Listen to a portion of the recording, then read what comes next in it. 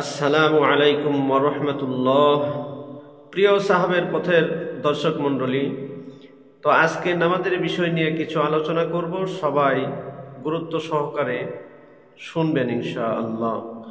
হুজুর সাল্লাল্লাহু আলাইহি ওয়াসাল্লাম বলেন, নামাজের জন্য স্বীয় পেট ও কোমরকে হালকা রাখো। ইহার অর্থ এই যে অধিক ঝামেলা রাখিও না এবং পেট ভরিয়া খাইও না, কারণ ইহা দ্বারা অলসতা পয়দা হয়। সুফিগণ বলেন, নামাজের 12,000 বিষয় রহিয়াছে, যাহাকে আল্লাহ পাক 12টি বস্তুর মধ্যে সীমাবদ্ধ করিয়াছেন। নামাজ পরিপূর্ণ হওয়ার জন্য ওই 12টি বিষয়ের প্রতি লক্ষ্য রাখা একান্ত জরুরি। উক্ত 12টি বিষয় এই যে, 1 নম্বর হইল এলেম। হুজুর সাল্লাল্লাহু আলাইহি ওয়াসাল্লাম ফরমাইয়াছেন, মূর্খতার সহিত বেশি আমল করা অপেক্ষা এলেমের সহিত অল্প আমল উত্তম। নাম্বার 2, অজু ঠিকমতো হওয়া। নাম্বার 3, পোশাক ভালো হওয়া, পরিচ্ছন্ন হওয়া। 4 নম্বর হইল সময়। 5 নম্বর হইল কিবলামুখী হওয়া। 6 নম্বর নিয়ত করা। 7 নম্বর তাকবীরে তাহরিমা বান্ধা। 8 নম্বর নামাজে দণ্ডায়মান হওয়া। 9 নম্বর কোরআন শরীফ পড়া। 10 নম্বর রুকু করা। 11 নম্বর সিজদা করা। 12 নম্বর আত্তাহিয়াতু পাঠ করা। এইসব কয়েকটির পূর্ণতা লাভ হয় ইখলাসের দ্বারা। আবার এই 12টি বিষয়ের 3টি করিয়া অংশ আছে। এলেমের 3টি অংশ রহিয়াছে। 1 নম্বর, ফরজ সুন্নতকে সঠিকভাবে জানা। 2 নম্বর, অজু এবং নামাজের ভিতর কয়টি ফরজ ও কয়টি সুন্নত আছে তাহা জানা। 3 নম্বর, শয়তান কিভাবে নামাজে বিঘ্ন সৃষ্টি করে তাহা জানা। অতঃপর অজুতেও 3টি অংশ রহিয়াছে। 1 নম্বর, অন্তরকে হিংসাদেশ হইতে পবিত্র করা, যেভাবে বাহ্যিক অঙ্গকে পবিত্র করা হয়। নাম্বার 2, বাহ্যিক অঙ্গ প্রত্যঙ্গকে গুনাহ হইতে মুক্ত রাখা।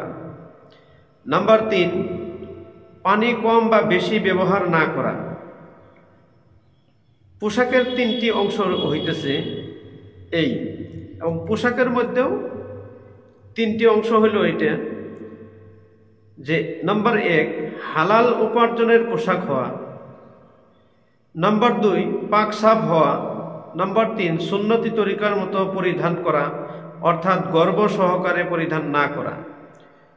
সময়ের মধ্যে 3টি জিনিস লক্ষ্য করা প্রয়োজন। প্রথমত, সঠিক জিনিস নির্ণয়ের জন্য সূর্য ও তারকারাজির প্রতি লক্ষ্য রাখিবে। এই জামানায় ঘড়ির সাহায্যে উহার অনেকটা সম্পূর্ণ হয়। দ্বিতীয়, আজানের প্রতি লক্ষ্য রাখিবে। তৃতীয়, সব সময় অন্তরে নামাজের ওয়াক্তের প্রতি লক্ষ্য রাখিবে, যেন ভুলবশত সময় চলিয়া যাইতে না পারে। তারপর কিবলামুখী হওয়ার ব্যাপারেও 3টি বিষয় লক্ষ্য রাখিবে। নম্বর 1, জাহিরি শরীরকে কিবলার দিকে ফিরাইয়া রাখা। নাম্বার 2, অন্তরকে আল্লাহর দিকে রুজু রাখা, যেহেতু তিনি হলেন অন্তরের কিবলা। নাম্বার 3, মরিবের সম্মুখে যেভাবে অবনত মস্তকে থাকিতে হয় তদ্রূপ আল্লাহর সম্মুখে থাকা। নিয়তের মধ্যে 3টি জিনিস উপর নির্ভরশীল। নাম্বার 1, যেই ওয়াক্তের নামাজ পড়িতেছে তাহা ঠিক করা।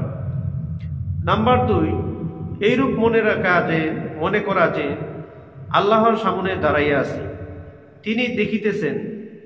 নাম্বার 3, উহা মনে করা যে আল্লাহ তাআলার অন্তরের অবস্থাও দেখিতেছেন। তাকবীরে তাহরিমার সময়ও 3টি বিষয়ের প্রতি লক্ষ্য রাখিবে। নাম্বার 1, শব্দ হওয়া। 2 নাম্বার 2, উভয় হাত কান পর্যন্ত উঠানো, এই মনে করিয়া যে আল্লাহ ব্যতীত সব কিছুকে ত্যাগ করা হইল।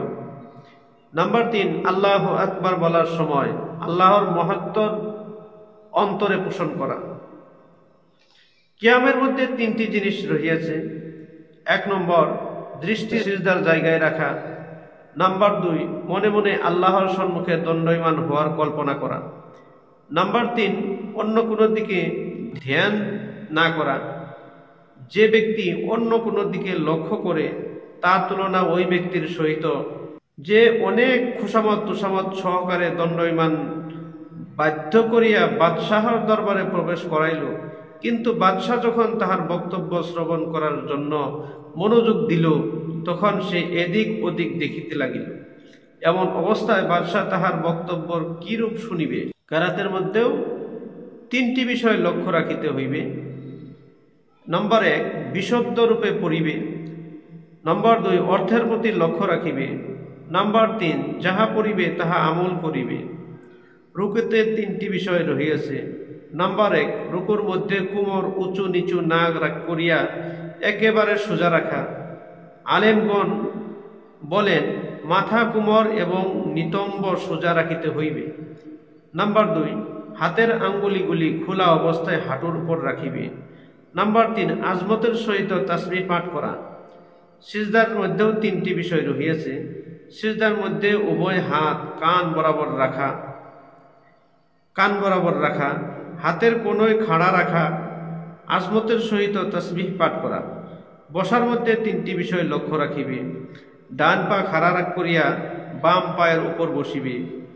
নম্বর 2, অর্থের প্রতি লক্ষ্য রাখিয়া আজমতের সহিত আত্তাহিয়াতু পড়িবে, কারণ ইহাতে হুজুর সাল্লাল্লাহু আলাইহি ওয়াসাল্লাম এর উপর সালাম ও মুমিনদের জন্য দোয়া রহিয়াছে। নম্বর 3, সালাম ফিরাইবার সময় ফেরেশতা ও উভয় পার্শ্বের লোকজনের জন্য নিয়ত করিবে। অতঃপর ইখলাসের মধ্যেও 3টি অংশ রহিয়াছে। একমাত্র আল্লাহর সন্তুষ্টি নামাজের উদ্দেশ্য যেন হয়। নম্বর 2, মনে করা যে আল্লাহর তৌফিকেই নামাজ আদায় হইতেছে। নম্বর 3, সওয়াবের আশা রাখা। প্রকৃতপক্ষে নামাজের মধ্যে অপরন্ত মঙ্গল ও বরকত নিহিত রহিয়াছে। ইহার প্রত্যেকটি জিকিরই অসংখ্য সৌন্দর্য আল্লাহর মহাত্মার সমষ্টি। যেমন আমরা পড়ি সুবহানাকাল্লাহুম্মা। নামাজের এই একমত দোয়ার প্রতি লক্ষ্য করা যায় যে ইহাতে কত বড় ফজিলত নিহিত রহিয়াছে। যখন আমরা পড়ি সুবহানাকাল্লাহুম্মা, হে আল্লাহ, তোমার পবিত্রতা বয়ান করতেছি, কেননা তুমি যাবতীয় দোষ হইতে পবিত্র এবং যাবতীয় অন্যায় হইতে মুক্ত। কত সুন্দর দোয়া। ওয়া বিহামদিকা, যাবতীয় প্রশংসা তোমার জন্য শোভনীয়। ওয়া তাবারাকা ইসমুকা, তোমার নাম বড়ই বরকতময়। ওয়া তাআলা জাদ্দুকা, তোমার শান শওকত সর্বোচ্চ।